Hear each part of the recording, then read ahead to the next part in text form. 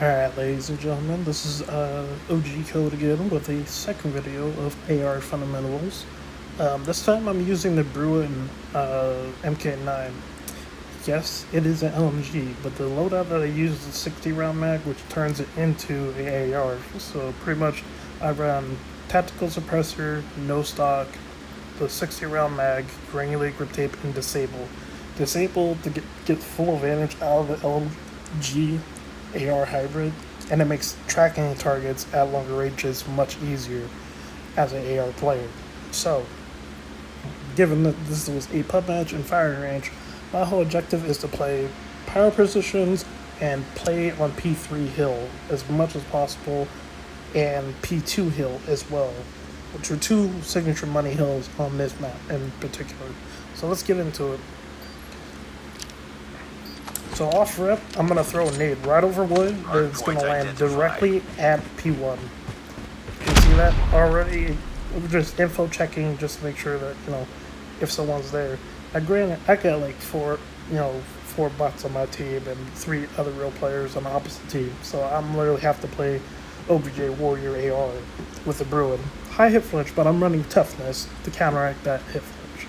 So my first decision is to go right into trailer window to oversee P1 because I know full well they're going to try to stack that hill as much as they can. So I immediately get 2 kicks off rip. I saw the other guy cross that front wood, so I was just trying to see where he was at. He went bottom wood, so I repositioned the bottom window. And there he is right there in the window. Then I reach out there and then got melee, and I'm just like, okay, it's like, whatever, big whoop. So I'm pretty much going to try to contest P1 as much as I can before my reinforcements get in. That slide peek, that corner, that's the most, one thing about that corner in particular, I always slide peek and check that corner every time. Even if you're using like a AR, you have to check that corner. Or you could go top mechanics and oversee this corner right here, over by where the camera's sitting at is the usual corner, so they're usually looking like right here. So that corner, or behind this wood fence as well. The 2 other places most people usually would be at if they're really good would be that side window all the way over by P1 front side where that truck is at, and then the doorway at trailer. So there's like multiple different angles at right P1. It's more or less a very scrappy hill for firing range. So let's continue. So respawn, you got 20 seconds to the next hill, so I'm thinking rotation immediately. So I'll start rotating for next hill, try to get a few little cut down rotation kills, and then immediately start rotating for the next hill. So my whole entire objective is to try to stem the bleeding as much as possible. Turn on that dude, get traded. I'm already doing my job perfectly. They're going to be spawning out and spawning low. So my whole objective is playing P2, playing the objective, get on the hill, pre-aim that doorway because 9 times out of 10 most people are going to rush through there. And I'll also shoot my rear as well, but meleeers, they do their thing. I just shrug it off and just go right back into the hill, playing OBJ. Just holding the power positions, throw smoke. I'm pre-firing it, because through the smoke, I'm just that confident with my aim. So I'm just playing angles, holding this power position down, while they funnel through and just hold the position. And I push up to try to get, the cut-off angle on people, which I do successfully. And just try to hold the bottom area. As soon as they wrap, then I know we got P3, so I immediately start looking for the rotation immediately. Pop my ball to get first take on the hill, get the rotation out of the way. I saw the other guy on my rear, so I immediately reposition to the front side. Hardpoint is ours. One guy right there get flashed. I'm like, oh, okay, maybe they're gonna hit me with an axe. I'm not surprised.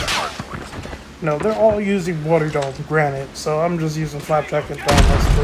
The 1-2 combo really to mitigate as much of that water dome damage as I can. will almost break the hill if I wasn't low health to that mortar dome. But then I, just trying to make sure I'm putting my resources into this hill as much as I can and break it as quickly as possible. If I take you down the hill. What I should never do is to break the hill, hold the power position, Taking the lead. stay low, hold this up glitch when they try to flash again, hold it again.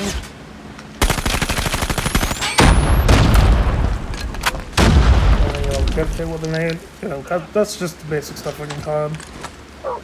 And now we're at P3. Well, P4, that is. So now my objective is to hold the long lane over by jungle, because most of the time they're going to be spawning low if you hold this power position.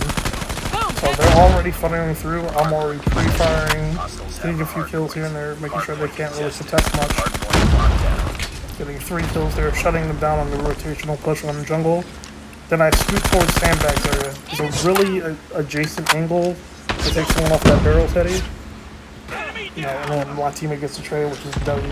Then I spawn over by backwards again, and I go back to holding that power position. But first I try to clear the hill out before I take the power position again. Immediately go to the jungle.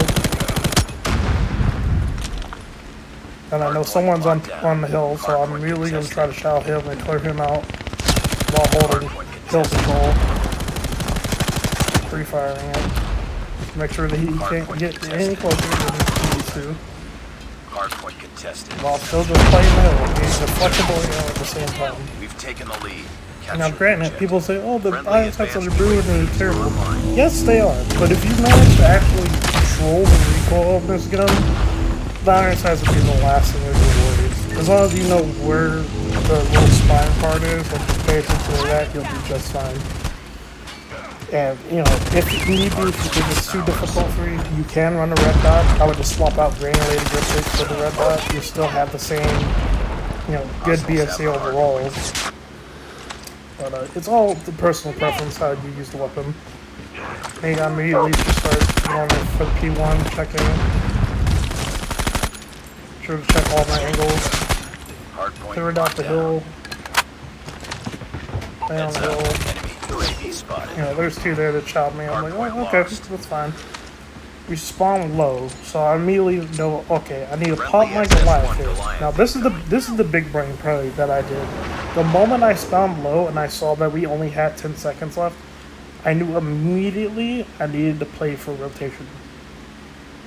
So given the fact that, I had a Goliath and I had it in my back pocket the whole time, so I waited for the opportune time, knowing full well that my team was struggling and on the hill objective, so I immediately switched between playing positional AR to OBJ AR, and I was going to utilize my Goliath score streak to play the hill. And also, tidbit, Goliath is really good at breaking hills, especially scrappy hills. If you know how to aim correctly and control the the hit flinch recoil when you are getting shot, you can single-handedly clear out a hill. So I'll pop my Goliath at low area by tires. Goliath comes in, immediately pop it. My first objective is to rotate. That's all I'm doing is rotating. Capture the objective. Enemy UAV See, they're already all concentrated in bottom mechanics, but I'm already, heading towards the hill. Immediately shot. How that guy. It's ours. They're all funnel through. Moving down, and I'm going to hold this hill for a solid, I think a full 60 almost. So, they literally are just like spawning low, not trying to engage the hill because they know full well that this Goliath is going to have the hill. There's a few that still think they can push this, but it's like, there's only a few ways to defeat the Goliath, and that's if you're a Tempest player that have operator skill, or if you have rockets. But if it's in a closed off area, it's going to be extremely difficult to kill the Goliath from rockets, especially in a close quarters environment. So they start pushing on this hill. I know they're full, trying to flank from behind, clear it out, get the remainder scrap time as much as I can to increase the gap lead. Because I know full well they're not going to try to chow up this hill, and they're trying to just set up for next. So I shoot down their trip line. Capture the objective. Do a 2-piece off rip on the rotation. Immediately check my corner here. Tested. Hardpoint contested. Fine, yes, traded. Destroyed. I did my job. There's Hostiles only have one on hardpoint. hill, and the reinforcements are coming, but it doesn't really matter. So I popped my claw here. Now, most people, they would slide in. Me, I've been trying to work on using the claw's ricochet ability to clear the hill more effectively. So this is what I do. Instead of jumping onto the hill, I'm checking my right corner, because this is a common spot right here on this map, on trailer entrance side. This is a common corner where most people play. So I immediately see the barrel of his gun, so I immediately back up, try to get the right angle, and kill him. I hop on the hill, kill the second guy, and now we got the hill control all over again. And broke the hill on one. So with just basic fundamentals like that, and knowing how to deploy your UAVs, your advanced UAVs, and timing your Goliaths on the right hills, you can get a significant amount of value out of your, score streaks. So, like, look at the match history, 200 impact. Not really surprising, given the fact that, I know my playstyle, averaging a minute and 57.